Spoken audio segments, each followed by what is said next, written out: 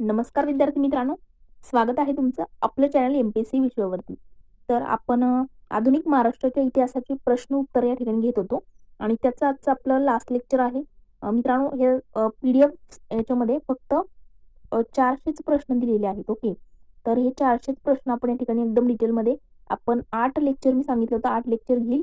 प्रत्येक लेक्चरमध्ये 50 प्रश्न असतील, पण मात्र हे वन लाईन स्वरूपात आहे। ओके, आणि आपण मित्रांनो जे पॉलिटीचे लेक्चर सुरू करणार आहोत, म्हणजे पॉलिटीची एक सिरीज सुरू करणार आहोत, त्याच्यामध्ये प्रत्येक याच्यामध्ये 50 प्रश्न असतील। ओके, पण त्या 50 प्रश्नामध्ये तुम्हाला या ठिकाणी काय असतील तर स्पष्टीकरणासोबत असेल, म्हणजे 4 ऑप्शन असतील। मग ते तुम्ही पॉज करायचं, ऑप्शन काय असेल प्रिडिक्शन एकदा तुम्ही तुमचंच म्हणजे ऑप्शन वगैरे सुचवायचं की त्याचं उत्तर काय असेल। मग व्हिडिओ पुन्हा क्लिक करायचा, मग ते बघायचं पूर्ण आणि पुढे त्याचं स्पष्टीकरण।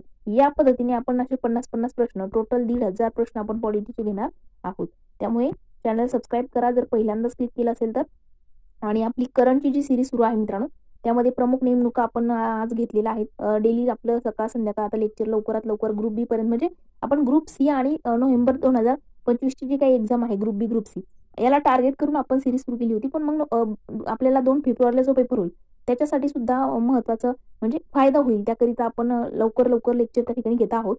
पण मित्रांनो, आपल्याला म्हणजे अशा याच्यासोबतच आपण जानेवारी 2024 ते डिसेंबर 2024 असे 2500 करंटचे प्रश्न आपण घेणार आहोत, ते पण स्पष्टीकरणासोबत। तर त्यामुळे जर तुम्ही म्हणजे तुम्हाला जॉईन तुम्ही केली नसेल आणखी, पण जर चॅनलचे तुम्ही मेंबर झाले नसेल तर लवकरात लवकर तुम्ही मेंबरशिप घेऊन आमच्यासोबत जॉईन होऊ शकता, ज्यामध्ये करंटचे पण 2500 प्रश्न स्पष्टीकरणासोबत आपण या ठिकाणी घेणार आहोत। पूर्ण वर्षामध्ये 2500 प्रश्न म्हणजे सिम्प्लिफाईड बुकमधून तुमचं जास्तीत जास्त रिव्हिजन प्लस 2500 प्रश्न, प्रत्येक प्रश्नाचं स्पष्टीकरण, या पद्धतीने तुमचं चांगलं करंट कव्हर होईल। तर आता मागच्या लेक्चरमध्ये आपण काय बघितलं होतं, 350वा प्रश्न बघितला होता। गदर चळवळीचे सॅन फ्रान्सिस्को येथे डॅश डॅश हे मुख्य केंद्र होतं, तर युगांतर आश्रम हे त्याचं मुख्य केंद्र होतं। हे आपण मागच्या लेक्चरमध्ये बघितलं। आता आपण या ठिकाणी काय बघणार आहोत, 351वा प्रश्न, 400 प्रश्न आपल्याला घ्यायचे आहेत। तर बघा, 1908 मध्ये अमेरिकेत डॅश डॅश यांनी फ्री हिंदुस्तान पत्रक काढलं। तर मित्रांनो, अमेरिकेमध्ये 1908 ला फ्री हिंदुस्तान पत्रक जे आहे ते कोणी काढलं असं विचारले, तर ते काढलं होतं तारकानाथ दास यांनी। कोणतं फ्री हिंदुस्तान अमेरिकेमध्ये 1908 ला। पुढे आहे की भांबुर्डे येथील सरकारी खजिना डॅश डॅश यांनी लुटला। तर मित्रांनो, भांबुर्डेचा सरकारी खजिना उमाजी नाईक यांनी लुटला होता 1824 ला पुण्याजवळ। ओके, त्याच्यानंतर पुढे 353वा प्रश्न आपला आहे की सन 1844 मध्ये अहमदनगर आणि नाशिक भागामध्ये सावकार आणि इंग्रजांच्या विरोधात उठावाचे नेतृत्व केले। तर 1844 मध्ये कोणत्या भागात, अहमदनगर आणि नाशिक भागामध्ये सावकार आणि इंग्रजांच्या विरोधामध्ये उठावाचं नेतृत्व कुणी केलं, तर राघोजी भांगरे यांनी केलेलं आहे। कुठे, अहमदनगर आणि नाशिक भागामध्ये। पुढे, लासूरच्या भिल्लांचे नेतृत्व उसरत व धनाजी या ठिकाणी करत होते, तर त्यांना डॅश डॅश हा पेंढारी सामील होता। तर त्यांच्यामध्ये शेखउल्ला 1820 हा पेंढारी पण त्या ठिकाणी त्यांच्यासोबत समावेश त्याचा आहे। पुढे 355वा प्रश्न की नहाल आणि हरिया यांनी भिल्लांचे नेतृत्व डॅश डॅश येथून केलं। तर नहाल आणि हरिया यांनी भिल्लांचं नेतृत्व कुठून केलं, 1822 मध्ये। नहाल याने सातपुडा आणि हरियाणा सातमाळा, सातपुडा आणि सातमाळा हे वेगळं आहे। ओके, 356 डॅश डॅश यांना सातारा छत्रपतींच्या नावाची बनावट पत्र काढून बागलाण येथील भिल्लांना ब्रिटिशांविरुद्ध चिथावलं, तर ते कोण होते, सेवाराम सोनार हे होते। बघा, पुढे आहे की डॅश डॅश हे ब्रिटिश अधिकारी स्वतः भिल्लांबरोबर राहू लागले, उपद्रव कमी करण्यासाठी काही उपाय केले पण उपयोग झाला नाही। लेफ्टनंट ऑट्रम इंग्रज प्रामाणिक आहेत असे भासवण्याचा प्रयत्न त्यांनी केला होता 1825 ला। डॅश डॅश यांनी प्रथम भिल्लांना पेन्शन आणि रखवालदारीचे काम दिलं आणि भिल्लांकडून भिल्लांचा बंदोबस्त करण्याचा प्रयत्न केला, तर ते आहे एल्फिस्टन, मुंबईचा गव्हर्नर। आपल्याला माहिती, जगन्नाथ शंकर शेठ वगैरे त्यांच्याबद्दल माहिती घेताना आपण घेतले। पुढे बघा, 359वा प्रश्न की औरंगाबाद जिल्ह्यामध्ये भिल्लांनी डॅश डॅश यांच्या नेतृत्वाखाली इंग्रजांविरुद्ध बंड पुकारलं। तर मित्रांनो, आपला औरंगाबाद जिल्हा जो आहे त्या जिल्ह्यामध्ये भिल्लांनी डॅश डॅश यांच्या नेतृत्वाखाली, मग कुणाच्या नेतृत्वाखाली इंग्रजांविरुद्ध बंड पुकारलं होतं, तर कोनार राव होते। औरंगाबाद मराठवाडा इथे 1822 ते 1857 भिल्ल उठाव झाले, त्यामध्ये कोनार राव यांचं नाव लक्षात ठेवा। पुढे आहे की सन 1818 मध्ये बीड येथील डॅश डॅश यांनी निजाम आणि ब्रिटिश विरोधी भूमिका घेतली। तर बीड येथे कोणी निजाम आणि ब्रिटिश विरोधी भूमिका घेतली, तर धर्माजी प्रतापराव यांनी। मराठवाडा बीड इथले धर्माजी प्रतापराव लक्षात ठेवा। डॅश डॅश यांनी गौंड जमातीच्या प्रमुखांची मदत घेऊन ब्रिटिशांविरुद्ध उठाव केला. तर मित्रांनो, कुणी गौंड जमातीच्या प्रमुखांची मदत घेऊन ब्रिटिशांविरुद्ध उठाव केला होता? तर आप्पासाहेब भोसले, नागपूरचे राजे होते, त्यांनी गौंड जमातीच्या प्रमुखांची मदत घेऊन ब्रिटिशांविरुद्ध उठाव केलेला आपल्याला दिसतो. निजाम आणि इंग्रजांविरुद्ध डॅश डॅश यांनी मराठवाड्यातील नांदेड जिल्ह्यातून हटकरांचे नेतृत्व केले. काय? निजाम आणि इंग्रजांच्या विरुद्ध कुणी मराठवाड्यातील नांदेड जिल्ह्यामधून हटकरांचे उठाव केले. हटकरांचे उठाव तर हंसाचे हटकरच होते, नावामध्येच आहे. बघा पुढे, सावंतवाडी संस्थानातील सरदारांनी ब्रिटिशांच्या विरोधामध्ये डॅश डॅश यांच्या नेतृत्वाखाली 5 नोव्हेंबर 1838 रोजी बंड केलं. तर आत्मा चौकेकर यांच्या नेतृत्वाखाली सावंतवाडी संस्थानातील सरदारांनी ब्रिटिशांच्या विरोधामध्ये काय केलं? बंड केलं होतं. सावंतवाडी संस्थानात उठाववाल्यांचे नेतृत्व डॅश डॅश यांनी स्वीकारलं. तर सावंतवाडी संस्थानामध्ये उठाववाल्यांचं नेतृत्व कुणी स्वीकारलं? अण्णासाहेब राजे यांनी सावंतवाडी संस्थानात उठाववाल्यांचं नेतृत्व स्वीकारलेलं आहे.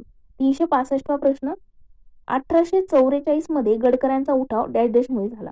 तर 1844 मध्ये जो गडकऱ्यांचा उठाव झाला होता तो कशामुळे झाला होता? त्याचं कारण काय? तर इंग्रजांचा कोल्हापूर राज्यात हस्तक्षेप, दाजी कृष्ण पंडित दिवाण नेमले, त्यांनी गडकऱ्यांच्या जमिनी काढून घेतल्या होत्या. याच्यामुळे 1844 मध्ये गडकऱ्यांचा उठाव जो आहे तो त्या ठिकाणी झाला. पुढे आहे, गडकऱ्यांच्या उठावामध्ये डॅश डॅश या व्यक्तींचा समावेश होता. तर मित्रांनो, गडकऱ्यांच्या उठावामध्ये सुभाना निकम, रामजी सबनीस आणि दिनकर गायकवाड या तिघांचा समावेश होता. पुणे आणि अहमदनगर जिल्ह्यातील कोळी उठावाचं नेतृत्व डॅश डॅश यांनी केलं. कोणता जिल्हा? पुणे आणि अहमदनगर या जिल्ह्यातल्या कोळीच्या उठावाचं नेतृत्व कोणी केले असं विचारलंय? तर भाऊ खेर आणि नाना दरबारे यांच्यासोबत चिमणाजी जाधव हे तिघांचे नाव लक्षात ठेवा. पुणे अहमदनगर जिल्ह्यात कोळी उठावाचं नेतृत्व.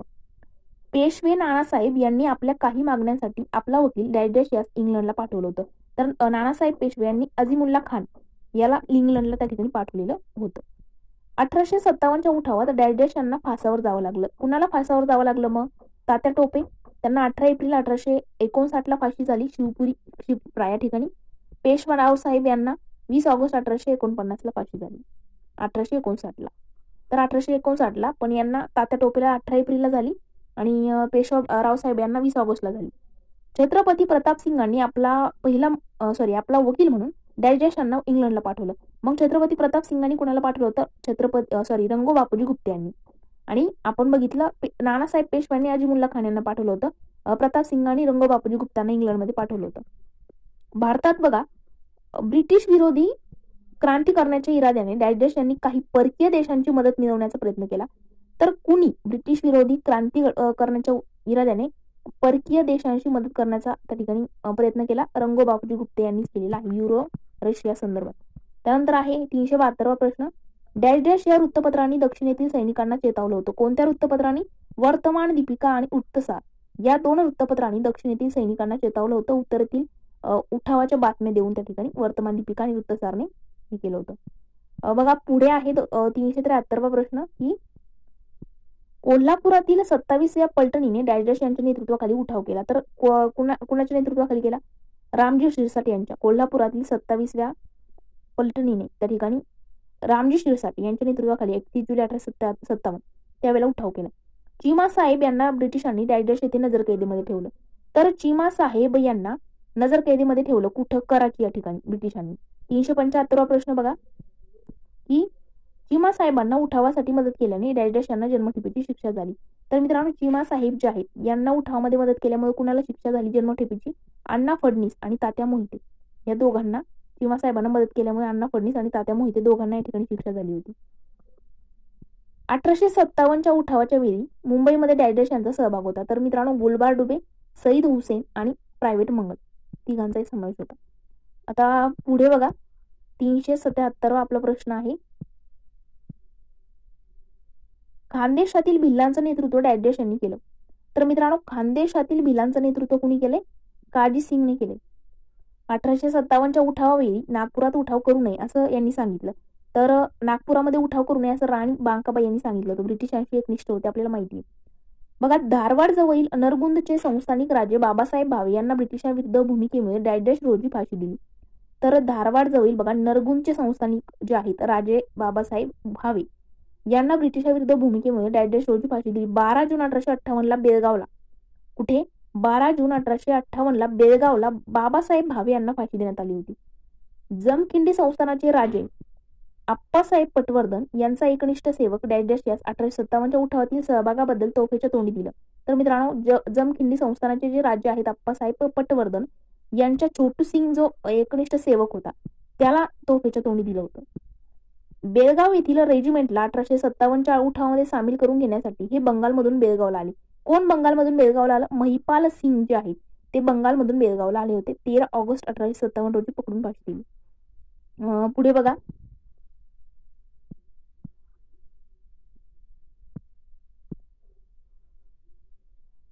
1858 मध्ये नियुक्त केलेले पील कमिशन डॅशशी निगडित होते. 1858ला जे पील कमिशन नेमलं होतं तर ते कशाशी निगडित आहे? सैनिक पुनर्रचनेच्या बाबतीत त्या ठिकाणी आहे.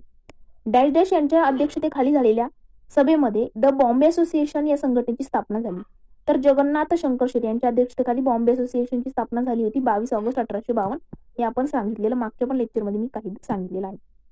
बॉम्बे असोसिएशनचे पहिले अध्यक्ष डॅश डॅश होते. मित्रांनो, बॉम्बे असोसिएशन जी आहे 22 ऑगस्ट 1852 ची मुंबईला स्थापन झाली. तिचे पहिले अध्यक्ष सर जमशेदजी जिजीभाई आहे. कोणाच्या अध्यक्षतेखाली स्थापन झाली? जगन्नाथ शंकर शेट्टी. अध्यक्ष कोण आहेत? सर जमशेदजी जिजीभाई आहे. पुढे बघा, देशातील रयतेचे कल्याण साधणे डॅश डॅश या संघटनेचा उद्देश होता. तर बॉम्बे असोसिएशनचाच उद्देश होता देशाचं रयतेचे कल्याण करणं साधणं. सन 1853 मध्ये ब्रिटिश पार्लमेंटला एक निवेदन पाठवून त्यामध्ये कंपनीच्या धोरणावर कोणी टीका केली? तर डॉक्टर भाऊ दाजीलाड यांनी टीका केलेली आहे. डॅश डॅश यांनी बॉम्बे असोसिएशनचे पुनरुज्जीवन करण्याचा प्रयत्न केला. तर विश्वनाथ नारायण मंडलिक हे वीना मंडलिक जे आहेत 1865ला त्यांनी बॉम्बे असोसिएशनच्या पुनरुज्जीवन करण्याचा प्रयत्न केला होता. मुंबई इलाख्याच्या कायदेमंडळाचे पहिले सदस्य कोण? जगन्नाथ शंकर शेट 1861. हे पण आपण मागेच बघितलेलं आहे. तर पुढे बघा, 389वा प्रश्न की मुंबईतील ज्यू नागरिकांनी 1857च्या उठावेळी आम्ही शांत राहू असा अर्ज ब्रिटिशांना दिला. त्यावरती डॅश डॅश यांचे सह्या होते. त्यावेळेला दाविद ससून आणि मोसेब गुप या दोघांच्या सह्या होत्या.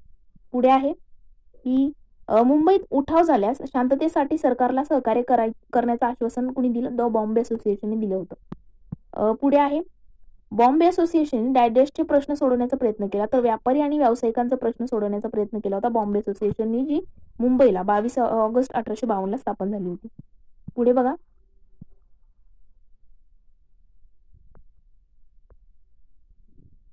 तर आपले 400 प्रश्न आहे बघा इथे. एक सेकंद, कोणता प्रश्न सुरू आहे आपला? येस, 392 ना. तर बघा, 392वा प्रश्न आहे की ब्रिटिश पार्लमेंटने नेमलेल्या फायनान्स कमिटी पुढे साक्ष देण्यासाठी बॉम्बे असोसिएशनचे डॅश सदस्य होते. मित्रांनो, ब्रिटिश पार्लमेंटने नेमलेल्या फायनान्स कमिटी पुढे साक्ष देण्यासाठी बॉम्बे असोसिएशनचे फर्दुनजी नौरोजी होते बघा, त्यांचं नाव पण लक्षात ठेवा. पुढे आहे, भारतीय लोकांना संधी मुलकी सेवेत प्रवेश देण्यात यावा यासाठी डॅश डॅश या संघटनेने प्रयत्न केला. तर मित्रांनो, भारतीय लोकांना संधी मुलकी सेवेमध्ये प्रवेश मिळावा म्हणून कोणी बॉम्बे असोसिएशननेच प्रयत्न केला होता. पहिली राजकीय संघटना वगैरे म्हणून आपण नाना शंकर शेट्टी यांचं जेव्हा हे वाचतो याच्यामध्ये गाठा सरांच्या बुकमध्ये, तेव्हा बॉम्बे असोसिएशनचा उल्लेख आहे बघा. पुढे आहे, डॅश डॅश रोजी पुणा सार्वजनिक सभेची स्थापना करण्यात आली. मित्रांनो, पुणा सार्वजनिक सभेची स्थापना कधी झाली? 2 एप्रिल 1870 झाली. दुसऱ्यांदा आपण हा प्रश्न बघतोय, म्हणजे ती तारीख बघतोय. पुढे बघा, पुणा सार्वजनिक सभेच्या स्थापनेमध्ये डॅश डॅश यांचा सहभाग होता. मग पुणा सार्वजनिक सभेच्या स्थापनेमध्ये गणेश वासुदेव जोशी आहेत, सार्वजनिक काका, नंतर सदाशिव गोवंडे आहेत, शिवराम साठे आणि सीताराम आहेत. नाव लक्षात ठेवा. पुणा सार्वजनिक सभा यापूर्वीची डॅश डॅश ही संघटना होती. तर पुणा असोसिएशन होती अगोदर 1867ला, नंतर पुणा सार्वजनिक सभा अशी झाली. पुणा सार्वजनिक सभेचे अध्यक्ष कोण होते? श्रीनिवासराव पंत प्रतिनिधी. त्या ठिकाणी बघा, लक्षात ठेवा, औंध संस्थानचे राजे होते श्रीनिवास पंत. पुढे आहे, पुणा सार्वजनिक सभेच्या स्थापनेचा उद्देश काय होता? तर पर्वती मंदिर मधील भ्रष्टाचार व प्रश्न सोडवावे हा उद्देश होता पुणा सार्वजनिक सभेची, जी 2 एप्रिल 1870ला स्थापन झाली.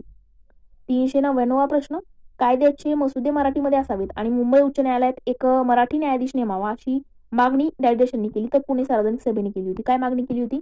कायद्याचे मसुदे मराठीमध्ये असावेत आणि मुंबई उच्च न्यायालयामध्ये एक मराठी न्यायाधीश नेमावा अशी त्यांची त्या ठिकाणी मागणी होती. 1873 मध्ये डॅश डॅश या अधिकाऱ्यांनी मुंबई सरकारला महसुलात वाढ करण्याची सूचना केली. मुंबई सरकारला महसुलात वाढ करण्याची सूचना कोणत्या अधिकाऱ्याने केली? फ्रान्सिस पॉन्डिंग्टन या अधिकाऱ्याने केलेली आहे 1873 मध्ये. तर आय होप की तुम्हाला हे सगळे क्वेश्चन्स आवडले असतील. मित्रांनो, जर प्रश्न आवडले असतील तर लाईक, कमेंट, मित्रमैत्रिणींसोबत सुद्धा शेअर करा, जेणेकरून प्रत्येकाची रिव्हिजन होईल, प्रत्येकाला फायदा होईल. आता आपण पॉलिटीच्या प्रश्नांना सुद्धा सुरुवात करणार आहोत. पॉलिटीचे 1,500 प्रश्न स्पष्टीकरणासोबत आपल्याला घ्यायचे आहेत. तुमची चांगली रिव्हिजन व्हावी म्हणून पहिल्या टॉपिकपासून आपण सगळे घेणार आहोत, मिक्स करणार आहोत. मिक्स करायचे नाही आहेत आपल्याला. घटनेच्या निर्मितीपासून, घटनेचे वैशिष्ट्य असेल, प्रस्तावना असेल, मूलभूत कर्तव्य असेल, हक्क असेल, सगळे काही 1,500 प्रश्न आपण या ठिकाणी सॉल्व्ह करून घेणार आहोत. आणि लास्टला नंतर एक मॅरेथॉन लेक्चर येईल 4 ते 5 तासांचं. त्यामध्ये तुमचे सगळे 1,500 प्रश्न त्या ठिकाणी त्याची रिव्हिजन तुमची होईल आणि सगळं काही फ्री ऑफ कॉस्ट असेल. त्यानंतर बघा, आपण जी मित्रांनो मात्र जी करंटची सिरीज आपण सुरू केलेली आहे, त्यामध्ये तुम्हाला चॅनलचे मेंबर जर तुम्ही असाल तरच तुम्ही लेक्चर बघू शकता आणि सोबत 2024 या वर्षावरती 2,500 प्रश्नांचा सराव स्पष्टीकरणासोबत आणि सोबतच तुम्हाला एक मॅरेथॉन लेक्चर आणि प्लस 50 ते 55 करंटची लेक्चर सुद्धा मिळतील, ज्यामध्ये पूर्ण सिम्प्लिफाईड बुक कव्हर करून घेतलं जाईल. त्यामधल्या कोणत्या गोष्टी स्किप करायच्या, कोणत्या लक्षात ठेवायच्या, सगळं काही सांगितलं जाईल. जर आणखीही जॉईन केलं नसेल तर आमच्यासोबत लवकरात लवकर जॉईन व्हा, जेणेकरून तुम्ही सुद्धा एका महिन्यामध्ये आपण पूर्ण प्रॉपर करंट जे आहे ते कव्हर करून घेणार आहोत. तर आज आपण इथेच थांबूया. Thank you so much.